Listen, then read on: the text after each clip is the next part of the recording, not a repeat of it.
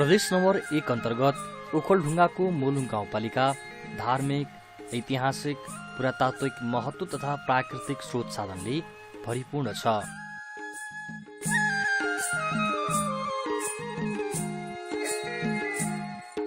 साबिकका कुन्तादेवी, बरुणेश्वर, हर्कपुर, प्राप्सा, शिरचौर, रागादीप र पातली गाविसका 5वटा वडाको समायोजनबाट मोलुङ गाउँपालिका गठन गरिएको हो। 112 वर्ग किलोमिटर क्षेत्रफलमा फैलिएको यस पालिकाको जनसङ्ख्या 22,279 रहेको छ भने यस पालिकामा हाल 8वटा वडा रहेका छन्। राजधानीबाट खुरकोट, सिन्धुली, घुर्मी हुँदै ओखलढुङ्गा सदरमुकामबाट 23 किलोमिटर पार गरेपछि मोलुङ गाउँपालिकाको कार्यालय प्राप्सा पुग्न सकिन्छ।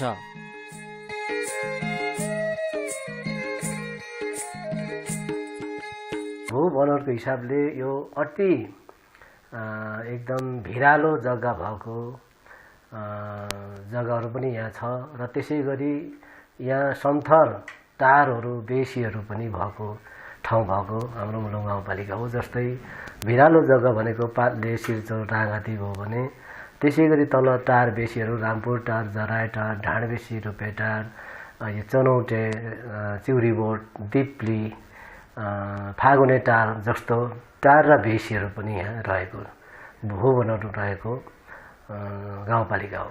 यहाँ धेरै सम्भावना बोकेका सिप्ली झरना, तीनतले डाँडा, जलजलेश्वर महादेवको मन्दिर, थानी ढुङ्गा, कुन्तादेवी गढी, मोलुङ खोलाका विभिन्न गल्छी तथा ठूला ठूला दहहरू पर्यटकहरूका लागि आकर्षक गन्तव्य हुन्।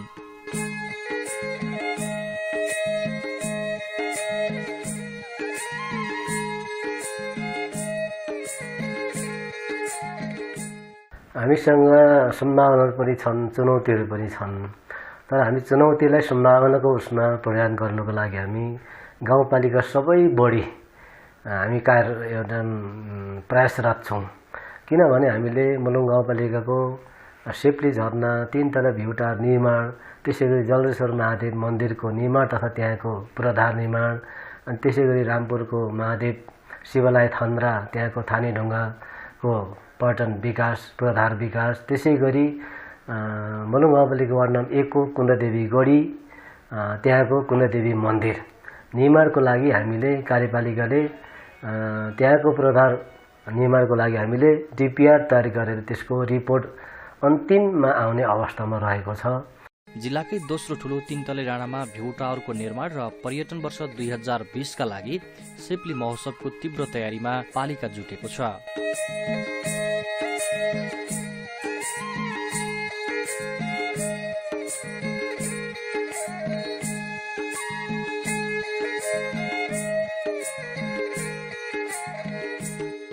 पर्यटनहरूलाई भित्राउनको लागि आन्तरिक तथा बाह्य पर्यटन भित्राउनको लागि हामीले धेरै प्रयास गरेका छौँ। त्यसै गरी हामी सिप्ली झरना महोत्सव मनाउनको लागि जुन नेपालले 2020 वर्ष मनाइरहेको अवस्थामा हामी त्यसैलाई मध्यनजर गरेर हामी सिप्ली झरना महोत्सव यो 2077 सालमा नै अब लगभग अहिलेको करिब 1 वर्ष पछाडि हाम्रो मनाउने तयारी भएको हुनाले हामीले पनि त्यसको पूर्वाधार निर्माणको लागि पनि हामीले डिपिआर लगायत त्यहाँको अन्य पूर्वाधारको तयारीको लागि हामी अन्तिम चरणमा पुगेको छौँ।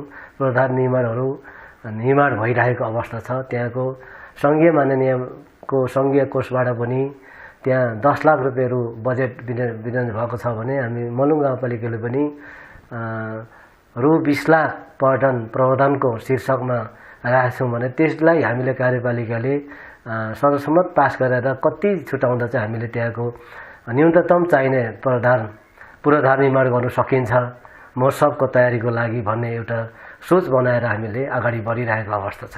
यहाँबाट जाँदा तपाईँको सिप्ली झरनाबाट जाँदा माथि हाम्रो गुम्बा छन्, अनि दक्षिण छोलिङ भन्ने गुम्बा छन्, त्यहाँ हेर्ने लायकको छ। त्यसै गरी मुनतिर हाम्रो जलकनन देवी, यो ककर्नीको कान्छी देवी भन्ने छ, त्यहाँनिर चाहिँ महादेव थान छ, त्यहाँनिर ककर्नी कान्छी देवी छ। त्यसपछि गएर सिंहदेवी थान छ, त्यहाँ एकदमै नेचुरल, त्यहाँ भित्रबाटै पानी चाहिँ झर्ना आइरहेको। जति मान्छे बढ्यो, जति हामी धेरै त्यहाँ भक्तजन बढ्यो, त्यति पानी चाहिँ त्यहाँ निक्लिन्छ। जति मान्छे थोर गयो त्यति पानी कमी झर्ने गर्छ त्यहाँदेखि। यस पालिकाभित्र सबै जातिको मिश्रित बसोबास रहेको पाइन्छ। पालिकाले नागरिकको आर्थिक विकासमा प्रत्यक्ष योगदान पुर्याउने, उत्पादनमूलक र छिटो प्रतिफल दिँदै सेवामूलक र संस्थागत क्षमताको वृद्धि गर्दै सुशासनमा योगदान पुर्याउने, स्थानीय स्रोत साधनमा आधारित जनसहभागिताको वृद्धि, लैङ्गिक समानता, सामाजिक समावेशीकरणको अभिवृद्धि, दिगो विकास, वातावरण संरक्षण एवं पालिकाभित्रको कला र संस्कृतिको पहिचान तथा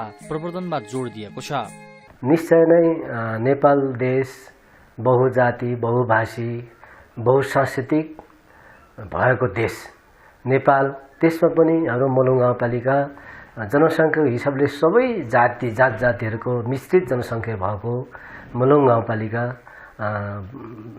एउटा त्यस्तो विशेषता भएको, जातीय एउटा सम्मिश्रण भएको, संरचना भएको गाउँपालिका भएको हुनाले हामीले यहाँको विभिन्न जातिहरूको परम्परागत वेशभूषा, उनीहरूले मनाउँदै आएको एउटा सांस्कृतिक उहरूलाई चाहिँ महोत्सवहरूलाई अथवा हिजो सनातन धर्मदेखि मान्दै आएको धर्म संस्कृतिहरूलाई चाहिँ एउटा प्रवर्धनको लागि हामी मुलुङ गाउँपालिकाले एउटा अभियानको रूपमा एउटा गुरु योजना बनाएर र एउटा पिरियडिक प्लान बनाएर अथवा त्यो हिसाबले अगाडि जानुपर्छ भन्ने हाम्रो एउटा मुलुङ गाउँपालिका एउटा ठम्मै हो, एउटा योजना हो। त्यो अनुसार हाम्रो पूर्वाधार निर्माणहरू, त्यसको संरचनाहरू, त्यसको वेशभूषा, भाषाहरूको उत्थानको लागि हाम्रो अभियान अगाडि बढिरहेको अवस्था हो।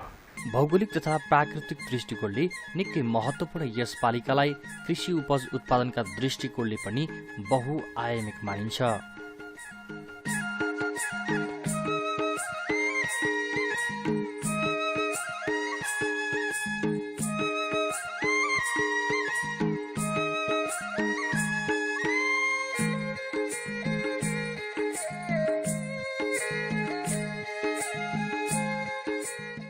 मुलुङ गाउँपालिकामा अधिकांश भूभागहरू उर्वरशील र उत्पादन योग्य भएका कारण यहाँको मुख्य पेसा कृषि हो।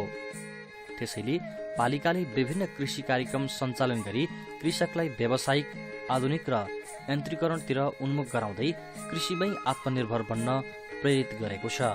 हामी निर्वाचित हुनु अगाडि एउटा परम्परागत खेती प्रणालीकै रूपमा विकास भइरहेको, निरन्तरता दिइरहेको अवस्था हो।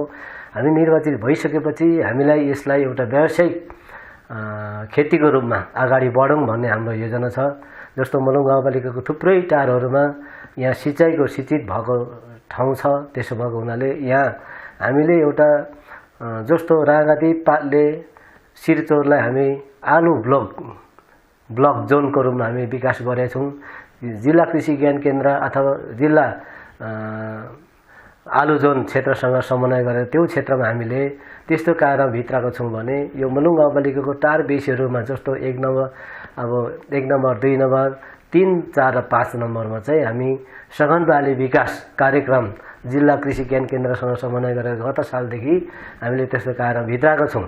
त्यसको उद्देश्य चाहिँ त्यो चाहिँ एउटा सघन बाली विकास कार्यक्रम भनिन्छ। त्यहाँ चाहिँ धानको बिउ, मकैको बिउ र गहुँको बिउ उत्पादन गर्ने, मूल बिउ, ब्रेड बिउ उत्पादन गर्ने हाम्रो लक्ष्य हो। त्यसले गर्दा यहाँ त्यस्तो किसिमको बिउ उत्पादन गरेर अन्य गाउँपालिका, अन्य जिल्ला, अन्य प्रदेशतिर सप्लाई गर्ने हाम्रो योजना अनुसार यहाँ कार्यक्रमहरू लागू भइरहेको अवस्था छ। यहाँ हामीले विभिन्न जस्तो अलैँची खेती, अब केरा खेतीको रूपमा चाहिँ हामीले एउटा सानो खालको कार्यक्रम होइन, हामीले चाहिँ एउटा ब्लक जोनको रूपमा नै विकास गर्ने हाम्रो योजना छ। त्यो अनुसार हामीले जुन कुनै पनि ठाउँमा अलैँची हुने अलैँची, कुनै ठाउँमा किवी हुने किवी, कुनै ठाउँमा खोर्सानीहरू जस्तो अदुवाहरूको जोन, बेसारहरूको जोन, मसला बालीहरूको जोनको रूपमा विकास गर्ने हाम्रो योजना छ। जस्तो मुलुङ गाउँपालिका वार्ड नम्बर 8 मा एउटा लगभग त्यहाँ 10 रुपैयाँ भन्दा बढी चाहिँ 3 जना भाइहरूले मिलेर एउटै क्षेत्रमा त्यहाँ खोर्सानी उत्पादनको क्षेत्रको रूपमा विकास गरेको छ। त्यसै गरी मुलुङ गाउँपालिका 8 कै अन्य क्षेत्रमा पनि कृषकहरू त्यो 3 जना भाइले त्यस्तो खेती प्रणाली अपनाएको, व्यवसाय अपनाएको देखेर अन्य पनि उत्सुकता भएर सुरु गरेको अवस्था छ।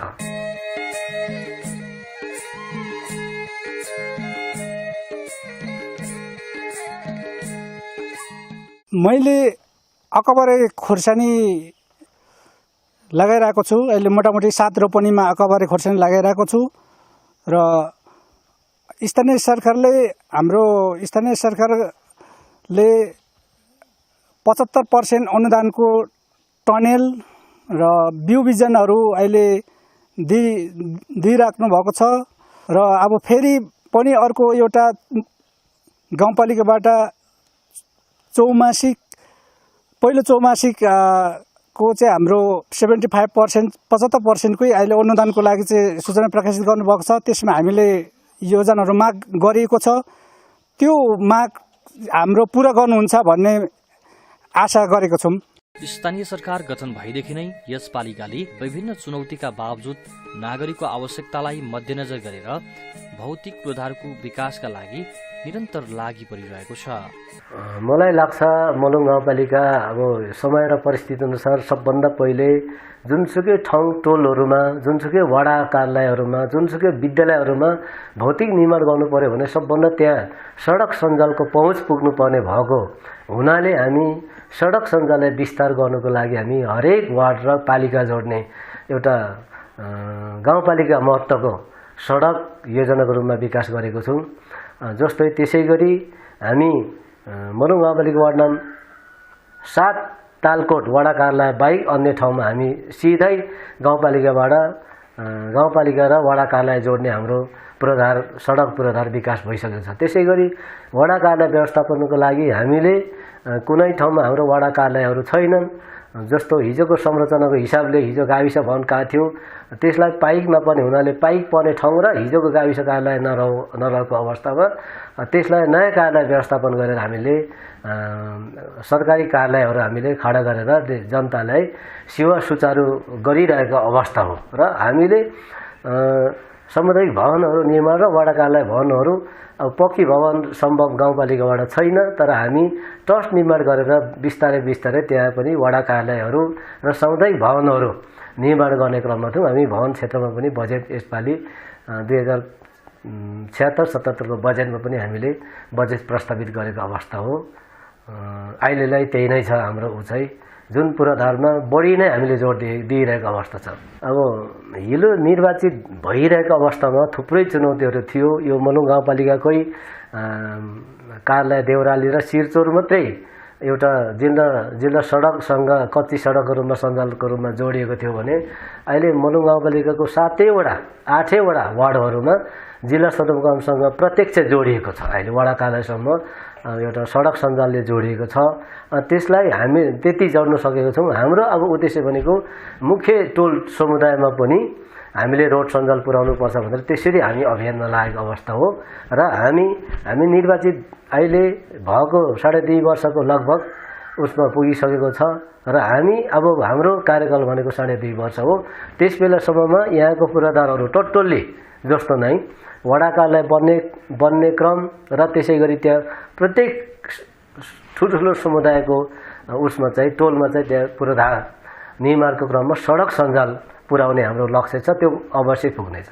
यस पालिकाको माथिल्लो भूभागमा चिसो हावापानी भएकाले थुप्रै हिमाली जडीबुटीहरू पाइन्छन्। यसको प्रशोधनका लागि पालिकाले उद्योगग्राम स्थापना गर्न आवश्यक जग्गा उपलब्ध गराइसकेको छ। हाम्रा यो जडीबुटीको सम्भावना हाम्रा चाहिँ 80-90 थरीका भन्दा बढी यो जडीबुटीहरू पाउँछन्। हाम्रो यो मलुङ गाउँपालिका वडा 7 र यो 8 को बिचमा हामी छौँ र यसमा चाहिँ उद्योगको सम्भावनाहरू धेरै छन्।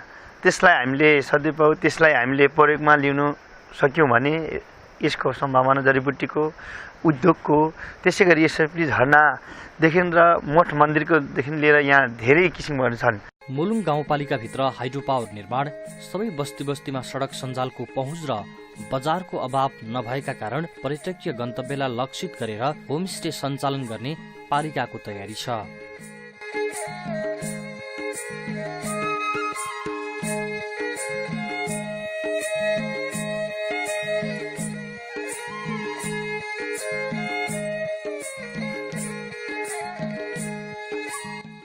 पालिकाले सूचना र प्रविधि मैत्री, सुशासन, पारदर्शिता सहित प्रविधियुक्त बालमैत्री शिक्षा कायम गर्ने उद्देश्यका साथ विभिन्न कार्यक्रमको सुरुवात गरेको छ। सूचना प्रविधिको क्षेत्रमा आम सर्वसाधारणलाई यहाँका विकास निर्माण गतिविधि योजना आयव्यय लगायतका सम्पूर्ण जानकारी सूचना समाचार सम्पूर्ण जानकारी चाहिँ हामीले मुलुङ गाउँपालिकाको आधिकारिक वेबसाइट mulungmun.gov.np बाट हामीले सम्प्रेषण गरिरहेका छौँ र हाम्रो मुलुङ गाउँपालिकाको मोबाइल एप्लिकेसन मुलुङ गाउँपालिका हामीले गुगल प्ले स्टोरमा गएर मुलुङ गाउँपालिका सर्च गर्यौँ भने त्यहाँ हामीले मुलुङ गाउँपालिकाको एप पनि हामीले सञ्चालनमा ल्याएका छौँ र हामीले सेवाग्राहीहरूलाई सजिलो होस् भन्ने हिसाबले गाउँपालिकाको केन्द्रमा एउटा डिजिटल डिस्प्ले बोर्ड पनि राखेका छौँ र हामीले अब यो मुलुङ गाउँपालिकाभित्र रहेका विद्यालयहरूलाई सूचना प्रविधि मैत्री बनाउनुपर्छ र हामीले 1 वर्षको समृद्धि चाहने हो भने बाली लगाउनुपर्छ, धान कोदो लगाउनुपर्छ। 10 वर्षको समृद्धि चाहने हो भने फलफुल रोप्नुपर्छ। तर 100 वर्षको समृद्धि चाहने हो भने बालबालिका शिक्षा क्षेत्रमा लगानी गर्नुपर्छ भन्ने हिसाबले मूलत मुलुङ गाउँपालिकाले लिएको नीति तथा कार्यक्रम अन्तर्गत हामीले के भन्यौं भन्दा अब विद्यालयहरूलाई क्रमशः हामी सूचना प्रविधि मैत्री बनाउने छौं। हामीले आफूले सके आफू गर्छौं, नसक्दा हामी माथिल्लो निकायसँग मागेर भए पनि विद्यालयहरूलाई सूचना प्रविधि मैत्री बनाउनुपर्छ भन्ने हिसाबले हामीले अहिले यस मुलुङ गाउँपालिकाका 2टा विद्यालयलाई एउटा शिवदूती माध्यमिक विद्यालय यो गाउँपालिकाको केन्द्र नजिकै रहेको विद्यालय र वर्णेश्वर माध्यमिक विद्यालय जुन हाम्रो 1 नम्बर प्रदेशको लगातार 5 चोटि प्रदेशको नमुना विद्यालयको रूपमा रहेको वर्णेश्वर माविलाई हामीले अहिले दूरसञ्चार प्राधिकरणमा मार्फत 30 वटा कम्प्युटर, त्यसपछि digital board, CC camera, sound system लगायतको करिब 15 लाख बराबरको त्यो सूचना प्रविधि मैत्री इक्विपमेन्ट त्यो दूरसञ्चार प्राधिकरणले हाम्रो यस मुलुङ गाउँपालिकाका 2टा विद्यालयमा दिँदैछ र हामीले शिक्षा सहायक कार्यक्रम अन्तर्गत पनि धेरै विद्यालयहरूमा ल्यापटप, त्यसपछि प्रिन्टर लगायतका हामीले सूचना प्रविधि मैत्री इक्विपमेन्टहरू प्रदान गरेका छौँ। स्थानीय सरकारको स्थापनासँगै मुलुङ गाउँपालिकाले गाउँ गाउँमा नागरिकको पहुँचसम्म सेवा प्रवाहका साथै स्वास्थ्य क्षेत्रको विकासमा ठूलो फड्को मारिसकेको छ।